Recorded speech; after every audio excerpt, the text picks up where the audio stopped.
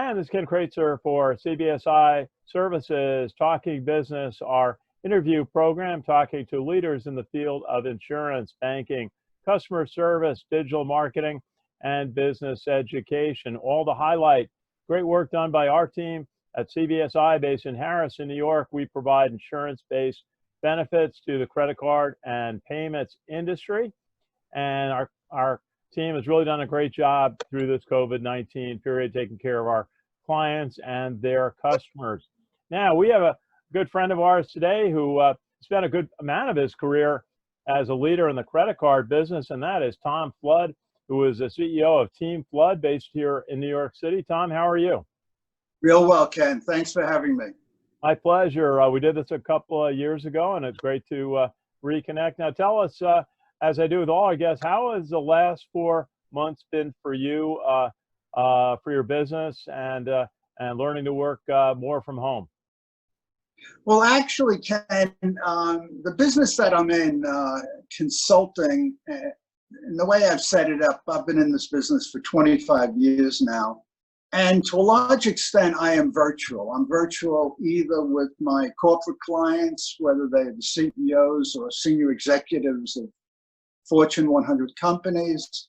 And I'm also virtual with many of the students who are graduating college, graduate school, or entry-level professionals, where I've begun to coach them to access the workforce and use their capabilities and expertise to position themselves effectively. So I have not experienced a significant change myself, and in my business, it's been relatively the same. I don't travel to clients as much as I used to. That's certainly different. But for the most part, it's similar. But the people I react to, I've experienced, changes in almost every respect with the people that I'm dealing with, because it's new to them, the virtual aspect of it. No, we've all been getting used to it, doing virtual meetings, conferences, trade events, and but it's been great to be able to use capabilities like Zoom to talk with people like yourself and learn from your expertise. Now, Tom, you've had a long career in the credit card industry, and it's certainly an industry that is a partner of the travel industry, which has been so badly affected by the shutdown since mid-March due to COVID-19. But it also services retail spending and e-commerce for necessities such as groceries and all of the electronics we're buying to work up our home offices. What have you seen happening in the credit card business? What have been some of the things that have, some of the trends that you've seen over this period? Well, over the last 4 to 6 months, the companies in the credit arena that have accentuated certain categories have been more affected than others. And, we've talked in the past about the categorization of spending, the merchants, the types of merchants that are heavy users of credit cards. American Express, which has been a client for most of the past 25 years of mine, fortunately made the decision about 10 years ago to lessen its prioritization on the travel and leisure sector. And they shifted into everyday spend. They still have, I believe, about 25% of spending in the sector, so they are affected to that extent. The other card companies, Citi and Chase, their higher end cards, similarly, which are used by their cardholders for travel, for restaurants, for cruises and the like, they have been impacted. And what I'm finding is that these companies are starting to shift the benefits that they give the card members, which up until the last 6 months were heavily invested in reinforcing the travel, whether it's access to high-end clubs at airports, upgrades on travel itself to first class, or free travel, depending on the frequency and the accumulation of points. So they've had to shift in terms of the benefits that they offer. And a number of them are offering streaming benefits, access to companies such as Prime and Netflix, access to music, Apple Music, and so forth. So they realize that if they're going to retain card members who spend as a fee well north of $500 a year, they have to be in the places where the card member is focusing these days, and that is virtual, and all things virtual, whether it's streaming and watching TV shows or listening to music, they're giving them access to that at a discount. Well, that's an interesting concept about how credit card issuers can provide an experience to their customers when they may not be able to travel or go to experience-oriented events, sports, theme parks, and the like, concerts. What are some of the examples of some of the virtual experiences that you see being provided to credit card customers? Well, what's provided as benefits is what I mentioned. They will give you discounts off cellular services. So if you have a subscription, your provider is AT&T or Verizon or so forth, invariably as a benefit you're given a $20 a month up to that amount discount every month. You're also given free subscription to some of the prominent services out there. And they've done a considerable amount of research by card member because they know what services the card member is subscribing to pre-COVID. So if 90% of the card members are Netflix customers, they know that giving a discount to Netflix is something that would resonate. Similarly with Prime, similarly with music and so forth. So the card companies have the information, so they've been able to zero in immediately and access the benefits that they know card members are using and just give them a discount. We've been the phenomenon of working at home and what it takes. I know we set up a little office for my wife downstairs, and I had to go out and buy some new equipment, new desk, new chair for my office setup. There's a lot of purchasing going on. We see the trucks coming from Amazon and Staples and other home equipment and home service, really office services for homes. How do you see the credit card companies being able to service that part of the business market, the work at home? Well, they've benefited to the extent that the spending has been significantly increased. Certainly, the Amazons, it's evident in their share price what has happened, but almost all of these purchases that the consumer is making is via credit cards. So they are significantly benefiting as the shift of spending goes into other sectors. So the card, companies are right with their card holders, Yeah, the other thing we see and hear from some of the travel analysts is the need to go contactless for when you do go back to flying, to try to make more of the payment process electronic without having to put a card into a card reader, or eliminate touch points like that. How do you see new technology being implemented in the card business? That's definitely, that was in the works pre-COVID, and it's being accentuated now with COVID, and I expect it, to continue. Essentially, when you think about it, Ken, COVID has advanced the deployment of technology in the whole virtual arena. This was coming in any event. The interesting thing I feel, when this virtual way of working began for, I'll call them intelligence workers, if you will, many people immediately began to conclude that the formal way of working was not going to continue. I'm seeing a step away from that. Certainly, I think there'll be a continuation of virtual, but that will be an element of how we work. I think for a substantial sector of people, particularly people that innovate, that create, that are not in, I'll call them robotic type jobs. If there is significant interaction that has to take place with colleagues, the whole element of innovation, I think, is not helped by the dominance of the virtual arena. I believe virtual will continue, but I don't see it being 80%. I would think it will wind up closer to 25 to 30%.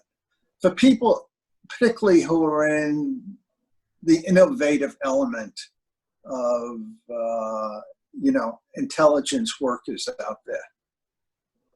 Well, certainly those who need to work close with people and for planning and so on, there can be advantages to working in office. I still miss my conversations and updates we do in the coffee room at our company, and some of the updates we can do by being just seeing people on a regular basis.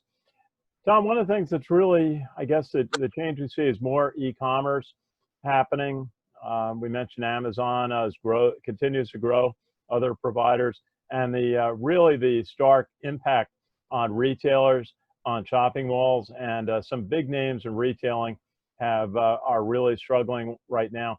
Do you see any remedy to that trend that will help retail, or is just e-commerce going to continue? Well, I think e-commerce, even pre-COVID, was continuing to gain share. It's been accelerated to a large extent because of what is being directed in terms of how we behave, keeping your distance, limiting crowds. So the whole, the restaurant sector, the retail sector, the malls, all of these have been significantly impacted. I think they will, I'm certain, obviously restaurants will recover.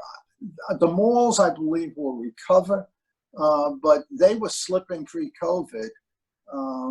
But I think for them to get back close to where they were, we're going to need the vaccine. I don't see a rapid recovery on the retail side, particularly in the malls in this country. Certainly. Now, Tom, you have developed a new business in coaching professionals and different types of business people. Tell us a little bit about the coaching business that you've developed in recent years.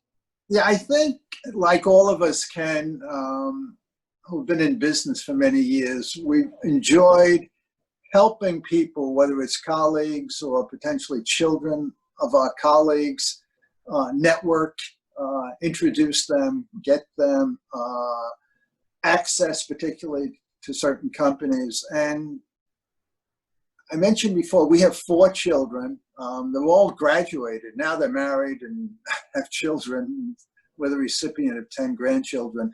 But I started this coaching actually and thinking about it and helping them when they came out of college. 2 came out of Michigan, 1 Penn State, and 1 Siena.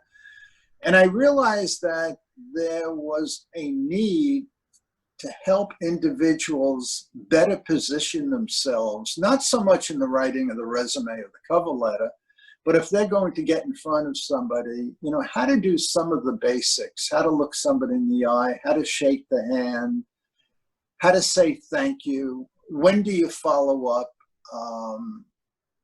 all the essential things. And how do you position yourself? How do you put together that 2-minute speech? How do you differentiate who you are?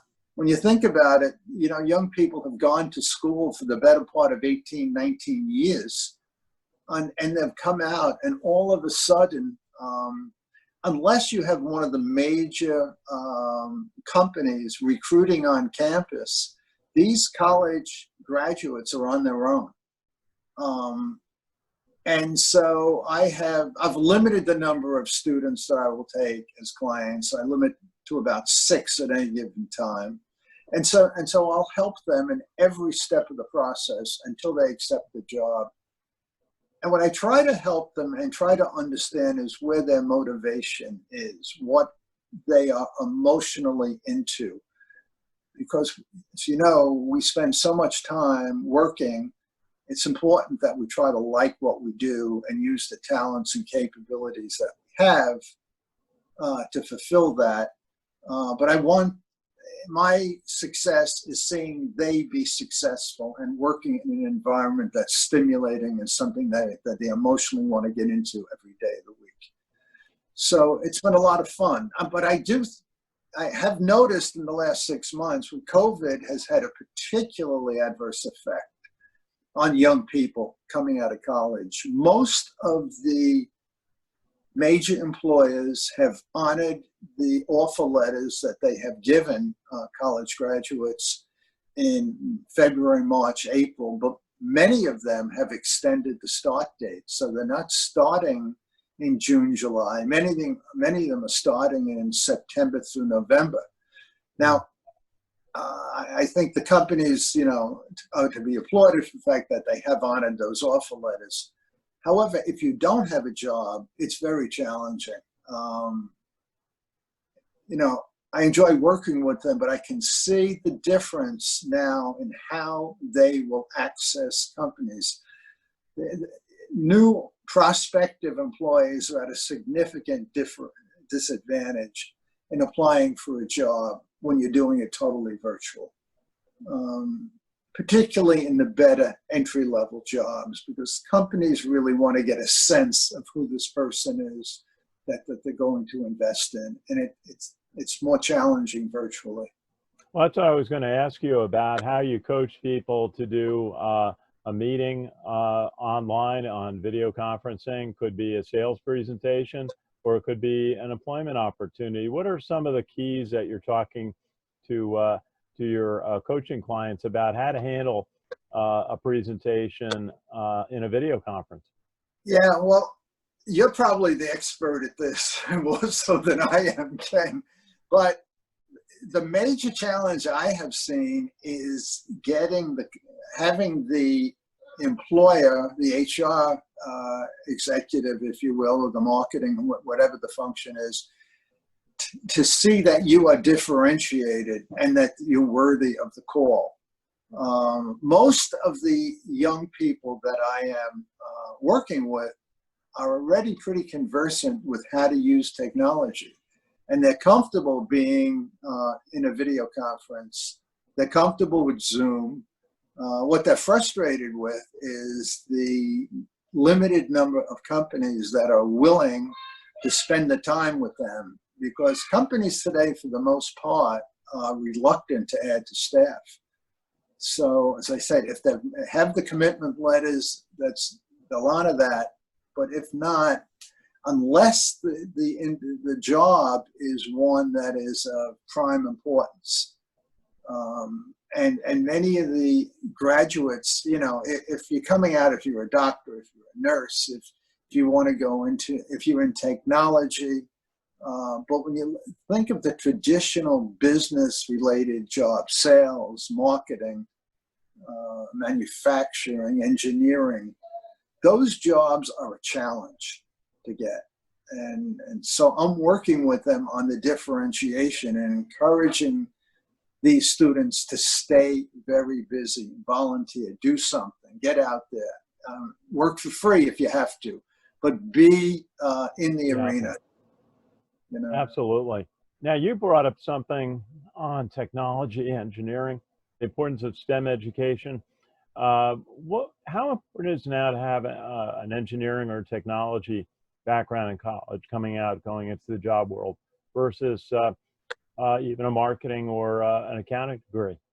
I would say right now, in this environment, it is much more important, because it's those technologies, engineering, everything STEM related, are highly in demand. The softer skills, the marketing, the sales, are less so. Many people in marketing who are gainfully employed today are feeling highly anxious, as they are. And so in the short term, I would say through 2021, the traditional jobs, entry-level jobs in marketing at the Fortune 500 companies are going to be very limited. as they sort things through. So I also believe the class of 2021 is going to be at a significant disadvantage. Beyond that, I think we would hope that things will be okay and return to, normalcy. But in the near term, engineering, science, technology, programming skills, vitally important. That all being said, Ken, though, what's most important is what are you emotionally into? What will you really look forward to doing? If you're not somebody who is conversant technically or stimulated, by technology, by programming, if engineering is something that's not your sweet spot, I would not recommend you go into it just because of the current situation. I would think it's much better if you're more versatile, if you just do other things and get out there, volunteer, even without pay in the near term. Your turn will come. It's just a challenging time. Stay stimulated, and you'll be fine. These 6 to 12 months, if you do those things and you're out there volunteering, potentially helping an executive without pay, helping a photographer, whatever it might be, those are things that you can talk about, and they differentiate when you do get in front of that executive when these jobs start to open up. You're different, Very good. Now, we're talking with Tom Flood, who is the CEO of Team Flood, and describing today his work in the credit card industry and also his new counseling coaching business. Now, Tom, maybe you could, final thought for us today. What do you see happening as we go into the holiday season? It's hot now, but it's always like once September rolls around for so many, it's planning the holiday season. It's going to be different this year. We don't really know what it's going to look like. And then going into 2021, what are some of the trends you see happening, the balance of this year going into next year? Well, as we talked about, Ken, I think it's important that individuals who are out there professionally stay motivated, work very hard, do what they know how to do best, and be in the game to the extent that they can. If the technology comes, the vaccine, the therapeutics come, and they're here by the end of the year, first quarter 2021, that's a big, big plus, and that changes things. But please do not be reliant on that happening.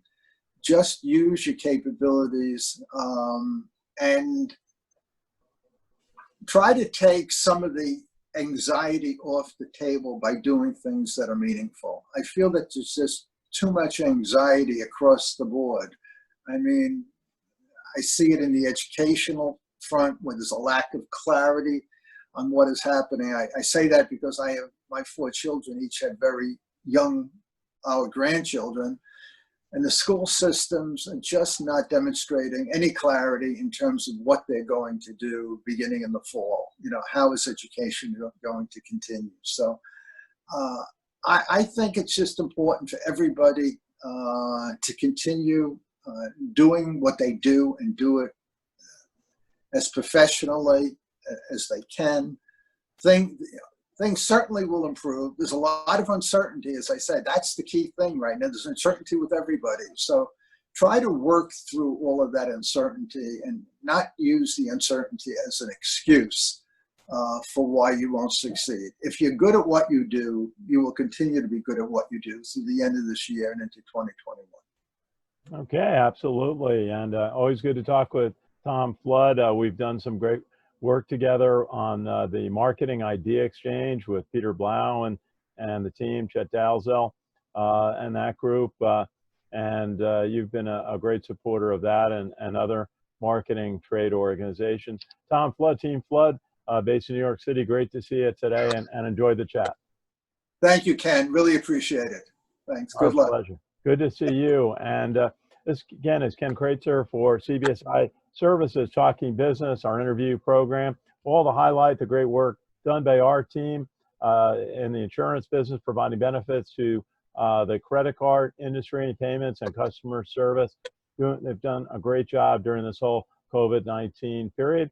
So this is Ken Kraetzer from my home office in White Plains, New York. Have a great day, everybody.